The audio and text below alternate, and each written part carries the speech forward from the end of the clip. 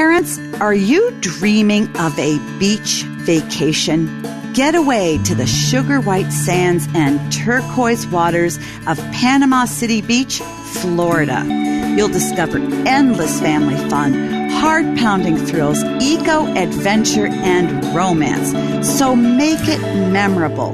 Make it yours at Panama City Beach, the real fun beach. Plan your escape now at visitpanamacitybeach.com. TeenCounseling.com connects your 13 to 19-year-old with a licensed professional counselor right where they spend most of their time, on their smartphone. Simply complete a short questionnaire and you'll be matched with a skilled therapist in TeenCounseling.com's network of specialists. Then, once you review their credentials and approve, the counselor and your teen will begin communicating directly. Visit teencounseling.com/Meg and help your teen take charge of their mental health. Parenting Great Kids listeners can get 10% off your first month at teencounseling.com/Meg. For 30 plus years, I've seen every type of child grow up. Instead of giving me what I wanted, she gave me what I needed, which was truth. Don't let emotions win. Let truth win. Do your very best, and you should have a lot of fun while you do it. And the better you get at something, the more fun you're going to have at something. You moms and dads are wired with everything you need to be a parent to a great kid. Welcome to Parenting Great Kids. This is episode number 87, and I'm your host, Dr. Meg Meeker. Our subject this episode is one that I'm intrigued with, and it is parenting adult children. Well, maybe that's a misnomer. It's not really parenting adult children, though that's what you feel like you're doing sometimes. It's living with adult children and how to get along with them. My guest is Jim Burns. Jim is the president of Homeward and the executive director of the Homeward Center for Youth and Family at Azusa Pacific University. Jim speaks to thousands of people around the world every year, and he has close to 2 million resources in print in 30 different languages. He primarily writes and speaks on the values of Homeward, which are strong marriages, confident parents, empowered kids, and healthy leaders.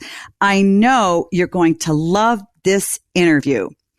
We're also going to be talking about Jim's new book called Doing Life with Your Adult Children. Keep Your Mouth Shut and the Welcome Mat Out. I love that title. As always, I'll share my points to ponder for you to start using right away. And remember, don't just download the episodes, click subscribe, because when you do that, you are joining my parenting revolution, and every new episode will automatically show up in your subscribed list. I promise you won't regret it. And we'd love for you to write us a review on iTunes and let us know what you think of the podcast. There for you. Also, we're not only on iTunes, but the PGK podcast is also available in the Google Play Store and on Stitcher. So no matter where you get your podcast, subscribe today and don't miss a single episode. So parents, thanks for listening. This is episode 87. Stay with us. I want you now to listen in on a conversation I had with Jim Burns. I know you're going to love this one. Jim, thank you so much for joining me today to talk about parenting adult children. This is a topic I need to hear about. So thank you for coming on. Well, I need to hear about it too, Megan. It's great to be with you. Thank you. You wrote a fabulous book, Doing Life with Your Adult Children, and I love the subtitle, Keep Your Mouth Shut and the Welcome Mat Out. You know, boy, oh boy, one of the hardest things in parenting adult children is really, I say, put the duct tape over your mouth, because that's absolutely key. You know, when we parent adult children, it's a whole different ball game than parenting younger children. And you wrote a chapter called, you wrote, You're Fired. What does that mean? Well, actually, you're fired. You're still the mom and you're still the dad, of course, but your role as their parent has to change. So in some ways, you have to reinvent the relationship. And as you know well, Meg, what happens is that not only do you have to reinvent your relationship with your kids, but your kids have to reinvent their relationship with you. And, we found ourselves, Kathy and I found ourselves with all three. We have all girls, but we found with all three of the girls, they would boomerang back into the house, or they're in college, or, even older now. And we would revert back to when they were 15. Yes. And we would want to talk to them like that. And frankly, sometimes they would too. So we needed a new job description. We needed, some different boundaries, and it wasn't easy. I remember Kathy saying one time, she goes, I thought it was going to get easier, Jim, when they became adults. It's more complicated. And that's what it was for us. It is. It's more complicated, and your worries just get bigger. You just worry about different things. So let's kind of walk through the different ages a little bit, because parenting kids that were in college is different from parenting kids who are in their 20s and out of college. What are some of the issues that parents run into when their kids are in college and they either come home for the weekend or they come home for the summer? Well, that really is different, because the kids have boomeranged. They're back. Yeah. They've been in school, so they can do whatever they want late at night. A lot of kids in college are the late night kids, and so I find that parents tell me this, but also we experienced it with all of our kids, is that we wanted to know where they were. We didn't really care that if they were out too late, but they wouldn't show up and it's 1:00 and they're just having fun. They're over at a friend's house watching, Netflix or whatever. But for us, we're still thinking about the fact, are they okay? Were they in an accident? And so we had to make some quick changes and say, look, here's the new rules for us. We know you're in college. We know you're an adult. And I put quote marks around that if you and I were talking face to face. And your listeners would see that too, because my kids would say, I'm an adult. And I'd go, okay, well, we're still paying for college, and I'm thinking that the cell phone bill is coming to us, et cetera. Yes. But what we had to do was say, look, here's what we expect. And we actually, I think Kathy and I made a smart move. We got this idea from somebody else, not us. People support what they help create. So we kind of created, not in the heat of emotion or when, there were problems, but we created, some understandings. And understandings like, if they're going to live at the house, here's what their responsibilities are going to be. Here's what we expect from them in terms of communication. And we wanted a lot more communication than we were getting, and they wanted probably less. So we had to sort of negotiate those kind of communication issues. And then some parents, many parents actually, is I think what happens when they get to college, some of the kids stray from faith, they violate values, and so they want to bring some of that back into the house. Yes. That's one of the issues that parents have to kind of settle in on, go, okay, you're back in our home for summer, or you're back in the home for, break or whatever. Here's what our rules are at the house, and we know you're not exactly living by it outside, and we can't do anything about that. But what we can do is, in our home, here's what we expect. And I wouldn't say that my kids came and said, Dad, Mom, you are the most brilliant parents I've ever heard of. They'd kind of go, seriously, you want us to call you by 10:30 to let you know at 10:30 things are just getting heated up? Well, yeah, sorry, we're old and we want to go to bed by 11, and you're going to mess that up for us if you don't just at least call. And those were the kind of things that I think you got to do. So I think, and there's others. I have a good friend who, when his son moved back in, this was out of college, but his son moved back in, and he said, welcome home. We're thrilled you're here. Now we're going to treat you like an adult, and here's a bucket with a scrub brush, and you're in charge of the toilet, upstairs. And I love it. I love it. And I love that. Yes, yeah. I love that too. One of the things that my husband and I ran into when our kids would come back from college is the same thing that you're talking about. They'd be out till 1 or 2 in the morning, and I'd be up worried to death waiting. Yeah. And so after a few of those times, I said, here's the deal. I know that you do this at college, but you're home now, and this is our home, and I want you to respect it as our home. And I just need you to know that until you come home at night, I don't go to sleep. Yeah. So I either need you to come home earlier, or you need to text me and tell me you're okay. Because it is, you worry when they're 15, and setting those boundaries, I think, is great. But I think what you're saying is a really important point, and that is for parents to feel that even though their kids are adults and they're coming back home, the home is still yours, and you can set boundaries, and they need to be new boundaries, but we don't need to sort of go in the background and tell our kids, okay, you're grown ups, you can do whatever you want in my house. And I think that's really important. So let's move on to kids living at home who are out of college. They're in their 20s. And there are a whole lot of parents listening out there who have this situation. It's very frustrating for them.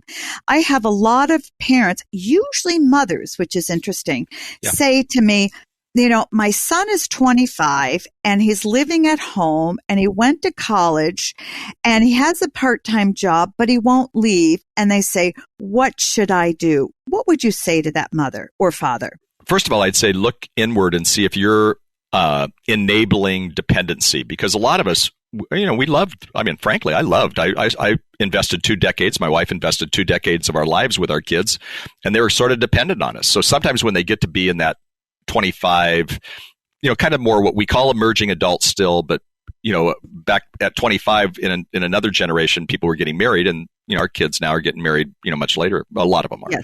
And what I say a lot of times with the parents is make sure you're not enabling dependency on yourself, on your own self. So to me, there have to be some clearly expressed expectations like we were talking about. And things like, if you're going to live in the house and you're out of college, then let's develop an exit plan that's healthy. It doesn't have to be tomorrow, but let's develop an exit plan so that you can, figure out how to be on your own. Because again, the bottom line is, how do you become a responsible adult, and how do you help them become a responsible adult? And I really only have about 4 things. I would say you got to be productive if you're going to be in the home. None of this stuff where, and you were talking about moms saying this. Moms a lot of times will say to me, well, my son is just playing video games, and he gets up at 1 and then he plays video games until 4 and then he goes out and hangs out with his friends. No, you got to be productive. You got to honor our moral code in our home. Again, you can't micromanage that, but you've got to still honor our moral code in our home. Be financially responsible. So again, you're moving them from dependence on you toward independence. And at 25, I think it's rapidly helping them become financially independent. And then they have to be an active member of the family. So our daughter, Rebecca, great kid, and she had a roommate, and her roommate moved. And so she said, hey, I'd like to move in for 2 months. And we said, that is great. And we were thrilled, frankly, to get to see her back and whatnot. And 2.5 years later, because she decided to go on to grad school, and we said, no, while you're in grad school, we'll help you out. However, you've got to be an active member of the family. That means 2 nights we want dinner with you. And we do expect certain things that adults would do, like, keeping your room a little bit more clean and, helping us understand where you are and what you're doing. After a couple of nights, this is a kid who's now a Christian psychologist, but a couple of nights where she just didn't show, and it didn't dawn on her to call us. And she was just down the street at her good friend's house, but she didn't tell us. Right. Again, I'm panicked, and it's like 5 a.m. Of course, I'm texting her. She's fallen asleep. So we had to really say, look, you got to be an active member of the family. Mom or dad would never do that. And so we're adults. And so we're going to ask you to do the same thing. If you choose not to, then we'll help you, usher you out of this house, because as an adult, we want you to thrive. And obviously in our house, we want you to, be a responsible adult. And here's what we think responsible adults do. Now, you don't say that, Meg, obviously in the moment of major tension. You do that, maybe over, a meal, or over sometimes when it's not, the big tension-filled time. And I think that works. And that sounds so simple. And I realize every kid is different and every reaction is different. But I think that's where we've got to go as parents. Part of it is us having that kind of discipline, if you would, to make sure that we're giving them the passport to adulthood, and then expecting them to live like adults even within our home, and negotiating those boundaries. Do you think that there's something working in parents, particularly mothers, because I hear a lot from them, where, and I think this is maybe new in this generation of parents, where mothers want to feel like their kids need them. So they communicate not overtly, but you need to stay here because I need to be needed by you. You need me to do your laundry. You need me to cook for you. And that makes me feel good. And I've seen that particularly with sons and single mothers. Can you address that? Well, I think that's the case. It's back to that enabling dependency. Sometimes we don't even realize we're just trying to help them out. Our motives are good. We're going to do the laundry for you. We're going to cook for you. And we know you don't like what mom and dad were having, so you're coming home a little later, so I'll cook a whole different dinner for you. No. because then they're going to not launch. In fact, there's something, as a pediatrician, this is a medical issue, but they actually have something now called the failure to launch syndrome. Obviously, with young kids, that's not the case. But what it is it's for parents, really. Don't cook and clean and do their laundry on a regular basis for them. If they're struggling to find a solution to the problem, sit back and let them find it, because actually experience is much better than advice, and we love to give advice. Require the unemployed child to be looking for a job or furthering education, or basically they probably shouldn't be staying at home, and just don't pay their way, for everything. And yet, in doing that, we say, but what if they become homeless, or what if they they don't make it? Well, frankly, you're holding them back from launching. They got a pretty good deal. So, I'll have parents come in, and periodically I've had them with their adult children who I'm looking at it and they're going, he has a problem, talking about the young guy or the young girl. And I'm kind of going, I don't think he has a problem. He's got a great life. And that doesn't mean that as parents, we don't periodically say, hey, I know you're really busy in this season. Bring over your laundry. I'll throw it in with ours.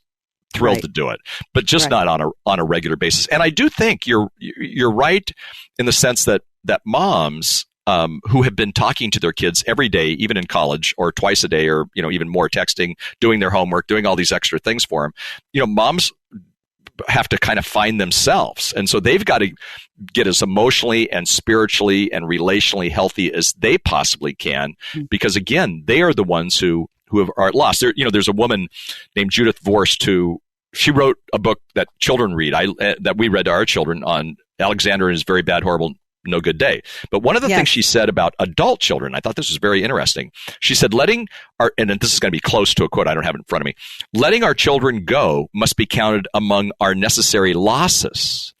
And that's a great point, because in some ways we almost have to grieve that loss and yet realize we're not done, because we can have a very impactful legacy. But again, it can't be the parent-child or the adult-child. It has to be more on an adult-to-adult relationship. And then I think you become the mentors. And this is really what I think any mom wants, any dad wants. We want to become their mentors. We'd love to coach them. We'd love them to come to us for advice. And I said to my wife last weekend, I said, guess what? All three of our kids asked me about life issues. I was so thrilled that they did. And she just looked and said, wow, that's changed, because there was a season, our kids are in their 30s now, mid-30s, 34, 32, and 30. So not really mid-30s, I guess. But they, there was a season where they weren't coming to dad for advice. Today, that's changed. I love this new relationship we have. And yet there are times when I want to give them more advice. But you mentioned duct taping the and keeping your mouth shut. Tongue. Yeah. I have a scar on my tongue because I keep biting my tongue, going, oh. Yeah. I will tell you, it's hard. I was researching for a book I wrote on mothers and sons, and what my experience has been, and what I found, is that this is particularly harmful for sons, because they need to hit a point in their life, and mothers don't do this well when boys hit this point. I have a son now who's 27, but I remember this distinctly, where they need to pull away from mom. Mom needs to honor that they're transitioning from boy to man. And I will never forget, our son was 18. He's the baby. Believe it or not, I worried more about him than I did our daughters. I don't know why. But he looked down at me one day, 6'2", and he said, Mom, will you quit treating me like there's something wrong with me? And I stopped in my tracks. And what I was doing is I was talking to him like, he needed me to help him. He needed me to help him. And from that day on, I said, I'm so sorry. And I began to use words like, you are a man and you can do this and you don't need my help. So you really need to push them away so they can solidify their identity as a man. And then they come back to you. Yeah. And my fear is for these 25-year-old boys still living at home, they haven't gone through that process and they still feel like little boys. Would you agree? No, I agree. And it's partly because how we treat them. It's interesting. I spent a season speaking for an organization called Promise Keepers, which is a men's ministry event. And the president of Promise Keepers, his name is Randy Phillips. He used to say to the men, and he would speak kind of before I would come on, but he used to say, a man is not a man until his parents tell him he is. And then I would watch grown men weep because they had really never had their parents say, okay, now you're a man. Now, when you look at the Jewish tradition, there's a rite of passage. Now, back in the days of Jesus, the rite of passage was age 13 because we didn't have adolescence in that day. You kind of went from childhood to adulthood. But one of the transitional issues of the teenage years is there has to come a time sometime when we say, you're a man. And you have to say it. So I think when you're saying that, two things are happening. One is you're telling him, he's a man, but it's also you're telling yourself that he's a man. And you're going, well, he's not exactly totally acting. Everything he's doing isn't what I see as an adult man yet. But, you've got to believe in him. You've got to going back to that idea of giving him that passport. When that happens and you wake up one day, I saw this with my daughter, Christy, who's our oldest. I kind of woke up one day and went, wow, not only has she become a woman, but she's a really good now for her wife and mom. Mm-hmm. And I went, where did that come from? Because I'm still thinking of her as my little girl who, I was frustrated with when she was little because she, ran out into the street. And yet the reality is great mom, great wife, making it happen, working on her faith issues, being involved in church and small group and all the things that I had dreamed of.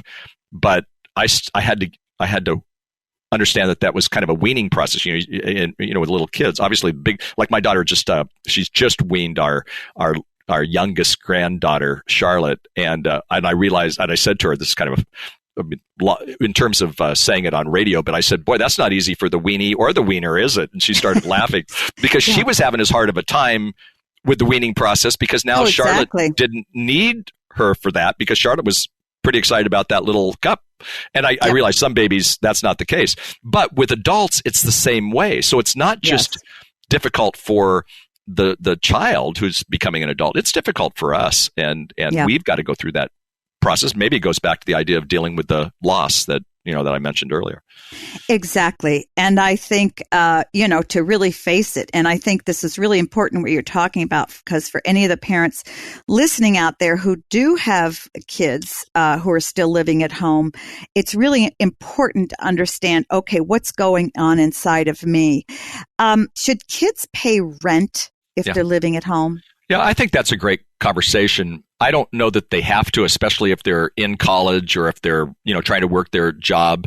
I'll tell you what, we actually did that twice with our kids. Once with Rebecca, she was making a little bit of money, and we just said, hey, what we need is, and it was a pretty minimal amount, and we told her up front, we said, we want this money, and then we're going to put it aside when you leave. And she'd forgotten that. And so she would give us money every month. And then when she was getting ready to leave and move out on her own, we handed her a pretty good sized check. And she was like, wow, what's this? And we said, well, this is your rent money. We told you. And she went, oh my gosh, I forgot about it. Our children, Christy, Steve, and my two grandkids live in Texas. They're moving back in less than a month. We're so excited they're coming back.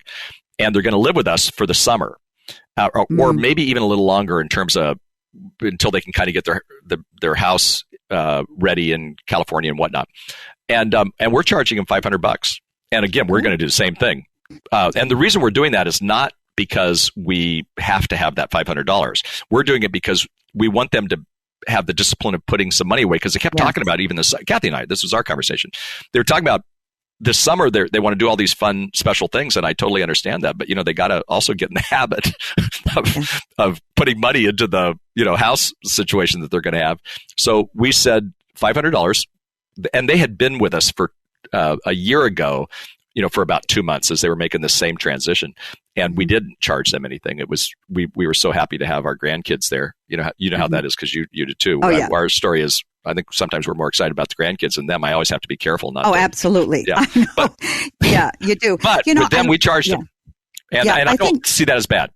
No, I don't see that as bad either. As a matter of fact, and you write about this in your book, and I was hearing at this conference I was just speaking at, that there are parents out there who are dissolving their 401ks and the retirement plans to help kids buy a house. You wrote about that, and how that comes back to bite you, because then you go to retire and you're dependent on your kids because you've dissolved all of your retirement, and what a bad situation that can be. No, not smart. In fact, I read an article today that was talking about the amount and percent of people who are, cashing in their 401s or who are not retiring when they actually had hoped to or dreamed of because they had spent their money on their adult kids. I don't think that's good. And in the book, I give an illustration about a family that actually bought way too nice of a home for their kids. Yes. Their kids' first home could have been simpler and much less expensive, and how great if they had the money to help them. That doesn't bother me. But what it did was this meant they both had to work. They were not, now they were worried about their own, life and lifestyle. But they were just trying to do it to help their kids get the dream home that they wanted. Well, right. What 20-something year old should probably have their dream home? I mean, I'm not sure that's even smart stewardship. And so I put the blame on the parents, not on the kids. Yeah. On that one. And yet I was talking to a single mom last week. Homeward's the largest provider of parenting seminars in the U.S., the organization I work with. And so I was doing a parenting seminar, and a mom is a single mom, and she really wants to help her kids, but she doesn't have the money. And the daughter is going through a divorce, moving back home. And she said, should I charge rent? And I said, will that help you? And she said, yes. And I said, well, how much would you charge? She goes, if I could get $250 a month. And her daughter had a good job. And I went, that would be beautiful. How great is that you can not only help her by letting her be back in the home, and you sound like you're going to watch the grandkids for a little bit, but also she can help you. And yes. I think, and that's not with the illustration that I gave of bringing the money back. That's the daughter saying, hey, we're now, partners in this this lease payment that we have. Yeah. Well, and also she doesn't, the grandmother or the mother of the adult daughter could become very bitter and resentful over time, because I know that scene. She's going to end up taking a lot of her time taking care of the grandchild. And then if she's paying for anything, that's sort of a recipe for disaster in your relationship with your daughter. Yeah. Parents, I hope you're enjoying my conversation with Jim Burns. We need to take a quick break, but don't go anywhere. We'll be right back with more of our conversation. Friends, it's no surprise that ROTHY'S has over 1,000 nearly perfect reviews. They're stylish, sustainable, comfortable, washable, and really the perfect flats for life on the go. I will tell you, friends, I love ROTHY'S. Any of you have listened to this podcast, you know that I have at least 5 pairs of ROTHY'S, and I love them. I have washed them. I wear them to work, to the beach. And recently, I was at the beach with my daughter, began to walk into the water with my ROTHY'S on, and she said, Mom, you've got your nice shoes on. And I said, not to worry, they're ROTHY'S. Sand, sun, water, nothing can hurt my ROTHY'S. And all I did when I got home was throw them in the washing machine. Since ROTHY'S are seamlessly crafted from recycled water bottles, they're ultra comfortable as soon as you slip them on. That's right, there's 0 break-in period in these shoes. Plus, they're constantly launching new styles, so you're guaranteed to find a pair or 3 you love. Better yet, ROTHY'S are manufactured in a zero-waste factory, and they ship directly in the shoebox. No unnecessary packaging. ROTHY'S always come with free shipping and free returns or exchanges. No risk, no worries, no reason not to try. You'll quickly discover why BuzzFeed called them their forever shoes. Check out all the amazing styles available right now at rothys.com/Meg. Go to rothys.com/Meg to get your new favorite flats. Comfort, style, and sustainability. These are the shoes you've been waiting for. Head to rothys.com/Meg today. KIWI Co. creates super cool hands-on projects for kids that make learning about STEAM fun. With a KIWI Co. subscription, each month the kid in your life will receive a fun, engaging new project which will help develop their creativity and confidence. The projects are designed to spark creativity, tinkering, and learning in kids of all ages. All projects, inspiration, and activities are created by a team of product designers in-house in Mountain View, California, and rigorously tested by kids. Every crate includes all the supplies needed for that month's project. detailed, easy-to-follow instructions, and an educational magazine to learn even more about that crate's theme. KiwiCo inspires kids to see themselves as makers and is on a mission to empower kids not just to make a project, but to make a difference. Friends, I will tell you that I have 5 grandkids, and I've used KiwiCo with all of my grandkids, and I'm really impressed on how they structure different projects for different ages. KiwiCo is so easy to use. A box comes to your home, and everything is in there for you to work on a wonderful project with every single one of your kids or grandkids. I strongly recommend it. KiwiCo is offering Parenting Great Kids with Dr. Meg Meeker listeners the chance to try them for free. To redeem this offer and learn more about their projects for kids of all ages, visit KiwiCo.com/Meg. That's KiwiCo.com/Meg. Money can get in the way. I oftentimes say, don't let, money get in the way of your relationship. And way too often, frankly, money can become, the issue that just, puts a wall up, Yes. in terms of our lives. And when we're trying to help them become financially dependent, but, what's happening is, and in fact, I said it in the book, remember the high cost of money to a relationship. Don't make it complicated. And, and exactly. I find and money is complicated, and and again, when we were younger, we were putting out the money for our kids, but I think when they become adults, like my dad, I remember one time Kathy and I were moving across the country from California to Princeton, New Jersey, where I was going to grad school, and my engine blew up, and my dad said, I called Dad. I just went, Dad, I don't know what to do. I'm in Illinois someplace, and my engine went. Of course, back then it was going to be $1,000 to rebuild the entire engine. Yeah. How nice those days are. And my dad said, hey, I'd love to give you a loan. Well, my dad could have given me the money, and he said, I'd love to give you a loan. And then I laughed because he sent, when he wired the money. So, got the engine fixed. We're on our way.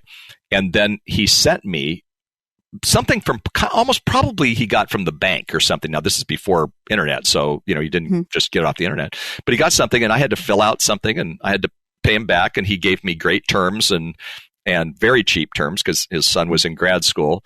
But you know what?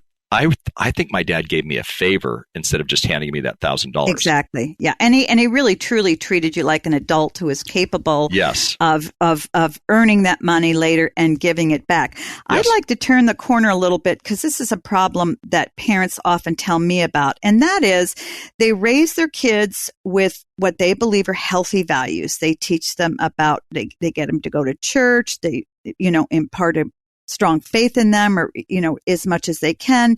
They teach them what is right and what is wrong. And then the kids grow up and they abandon those values and live completely opposite of the way mom and dad told them to live. And it's very painful for parents.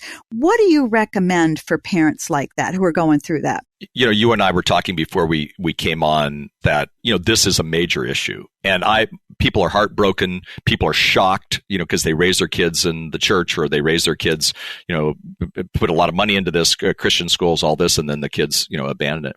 First of all, I really do believe that some of these kids who are straying from their faith, or who are, just violating their values, I think many of them will come back as they become more responsible. There's even a biblical principle that says when you train up a child, in the end, they'll come back. It doesn't say that they're not going to have some bruises and bumps on it. I'm in a small group. I've been in a small group for about 17 years.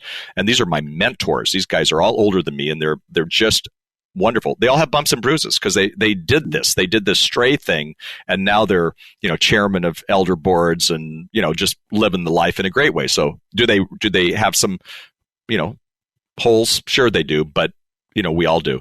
So I would give hope to parents. I would also say that as a parent, we can't be a one-topic parent. A woman said to me last week, my daughter shocked me. She informed me that she was moving in with her boyfriend, and goes against everything that we ever dreamed of for her. And she said, "What do I do?" And I said, well, does she know how you feel? Yes. Does she know what you believe? Yes. Then you can't be a one-topic parent. keep the relationship open because the odds are this relationship may not work. The science of, say, cohabitation tells us that it doesn't work. Exactly. And one of the things I said to her, Megan, I think this is so key, I say this a lot, is that when they are violating your values, they know they're doing that. And they might even feel some silent shame. But the question they're asking, they already know what you believe. But the question they're asking is, do you still love me? And I really think that as parents, this is my own opinion, I think we have to shower them with love, even though we don't accept what they're doing.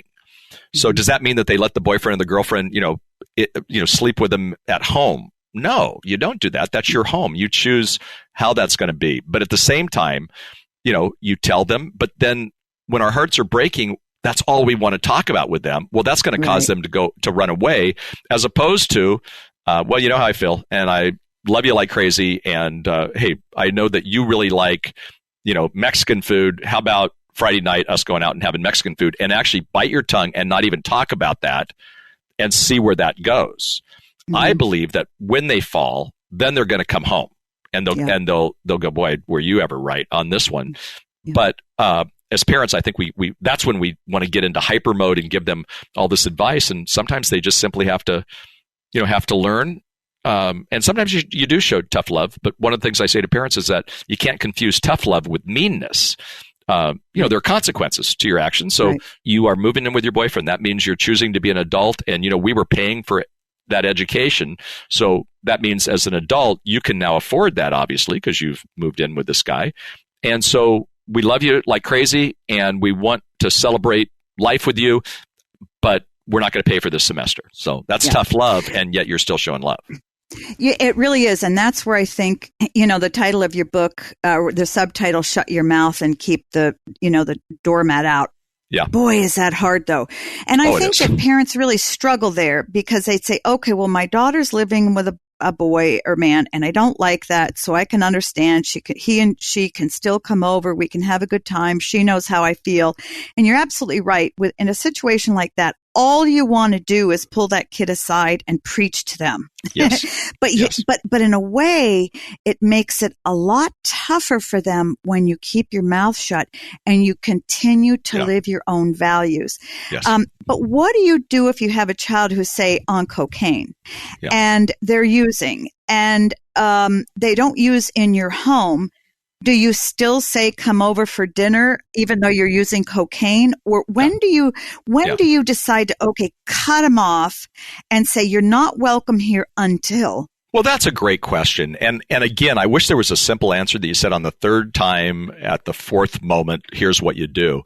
But I do believe that that's when parents really do need the help of getting people who specialize, say, for example, in recovery, because they don't want to enable those kids. So obviously what they don't want to do is keep enabling the drug habit. I said to a parent within the last month, it sounds to me like you're kind of paying for this drug habit. And they went, well, no, we're not paying for the drug habit, but you're still giving them money. And what are they doing with that money? So I don't think that's a smart idea. At the same time, there is a process, and it's actually a pretty healthy process of tough love, where if they're on something like cocaine or they're doing, oh my goodness, meth or any of the tougher stuff, or frankly, you could go on to them being addicted to something as popular today as marijuana. I think you have every right to say, hey, under these circumstances, here's what the relationship's going to be. But I don't think you go to exactly no relationship. I think you kind of give them some hope. The other thing I think a parent can do, and some people would think this is enabling, but I think you say, hey, look, if you want help, here's where to get help. And maybe even the first time around, you're helping them get the help.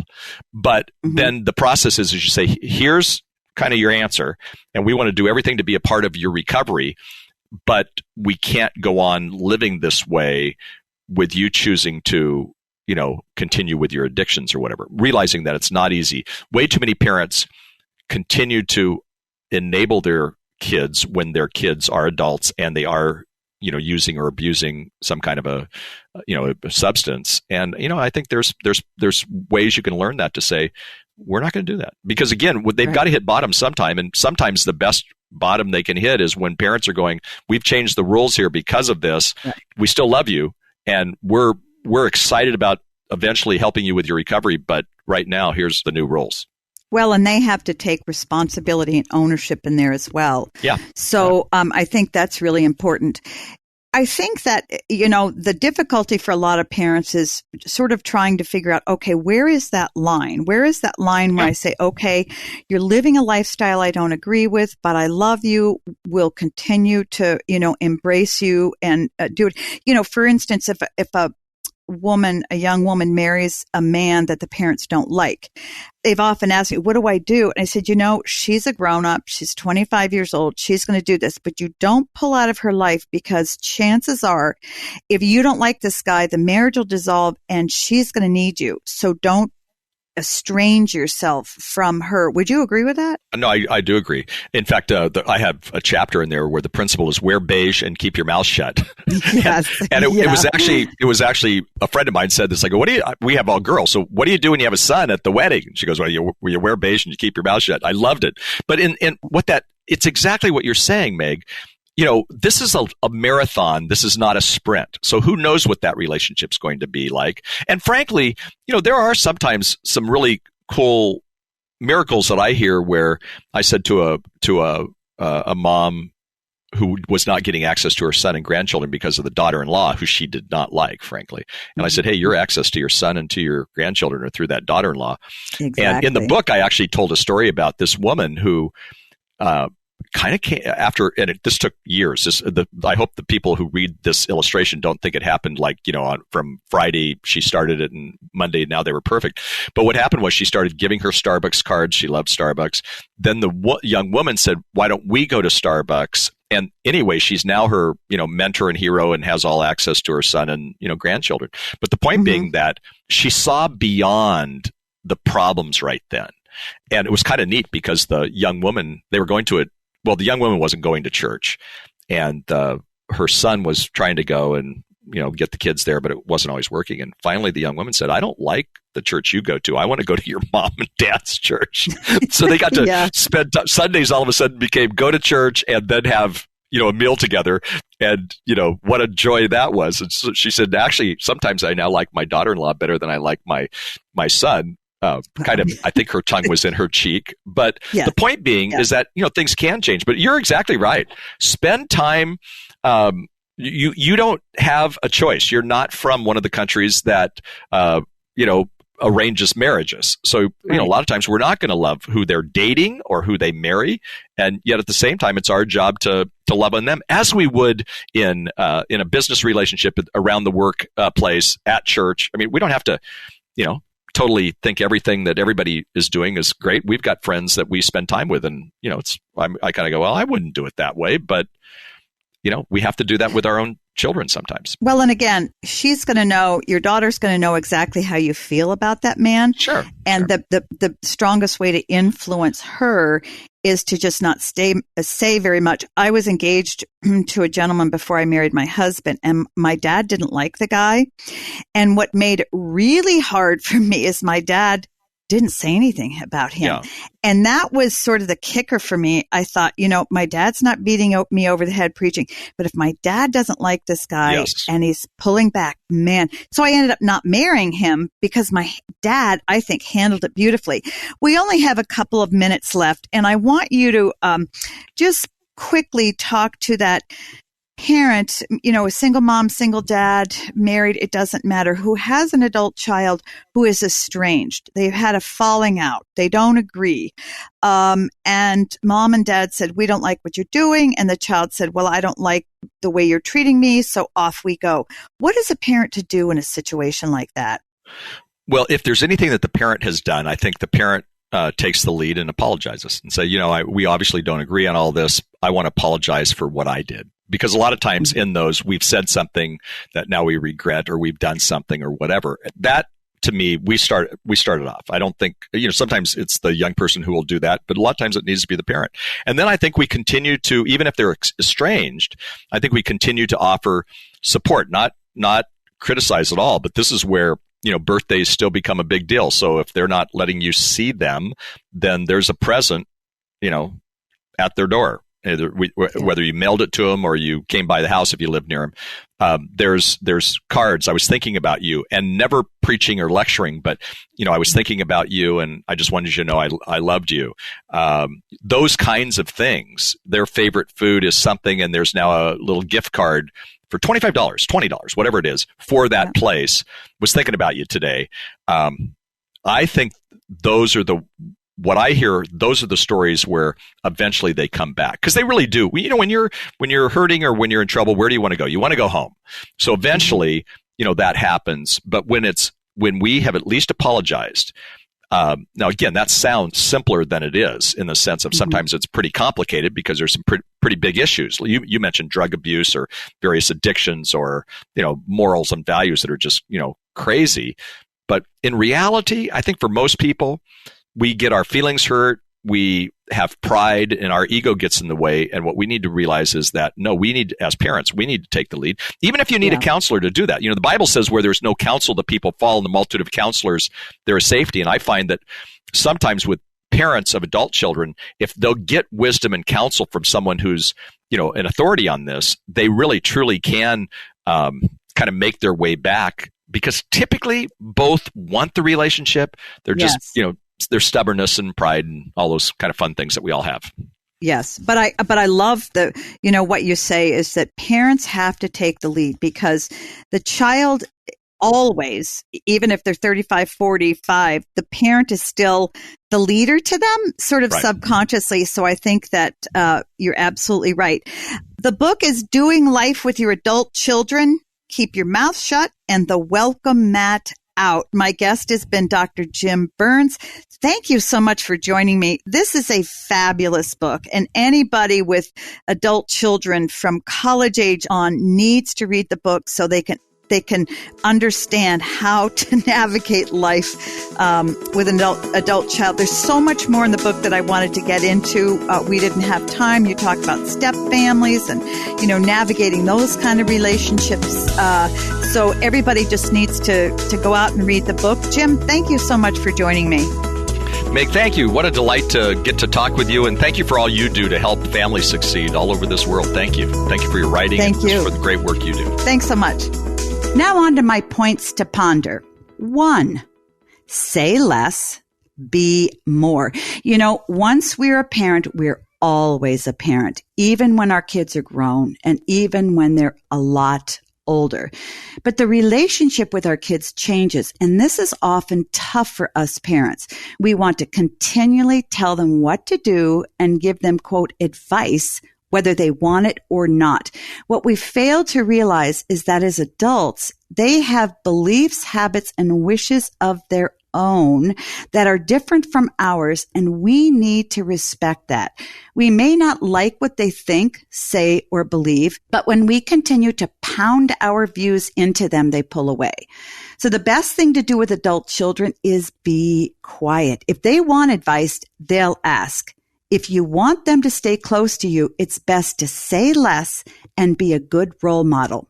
2, accepting them does not mean that you have to agree with them. Many parents become disappointed with their adult child's views and opinions, particularly when they are different from the parents. They often feel they need to show their kids that they disagree with them by refusing to talk to them, show them love, or even have them over. What we forget is that we can love, accept, and support our kids without agreeing with them on their views. Many parents believe that supporting a child communicates acceptance of all issues, and this isn't true. We want to accept and love our children unconditionally. That's tough, but it's doable. 3, keep your home open to them. Many parents become angry or offended by their kids and close their homes to them. Disagreements about money, inheritance, living together before marriage, and a host of other things can divide parents and kids. But we parents must always take the high road. This means showing our kids that we're always willing to be with them, no matter how hard it is. Many times, this isn't easy. But even when they're grown adults, we must show them that adults must be strong, forgiving, and loving at all times. And this, friends, is one of the hardest things we'll ever do. I want to thank my guest, Jim Burns. To find out more about Jim, you can go to his website, Homeward, HOMEWORD.com. That's homeward.com, and learn about the wonderful work that he's doing there in order to help families succeed. I strongly recommend you check his website and his books out because they're wonderful and filled with tremendous amount of encouragement for those of us parents who are living with our adult children. His book again, Doing Life with Your Adult Children, Keep Your Mouth Shut and the Welcome Mat Out. So let's recap my points to ponder. 1, say less, be more. 2, accepting them does not mean that you agree with them. 3, keep your home open to your adult children.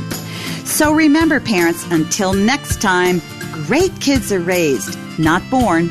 Hey, this is Bobby, producer of Meg Meeker's Parenting Great Kids podcast. Thanks for listening, and because of your dedication to raising great kids, Dr. Meg's Parenting Revolution has grown to over 3 million downloads. Head on over to Facebook and Twitter and follow at Meg Meeker MD, and check out what's new at megmeeker.com. And while you're there, sign up for the newsletter to stay updated and get information about giveaways. Don't forget to share the podcast with other parents, subscribe so you won't miss anything, and leave us a review so we know how we're doing.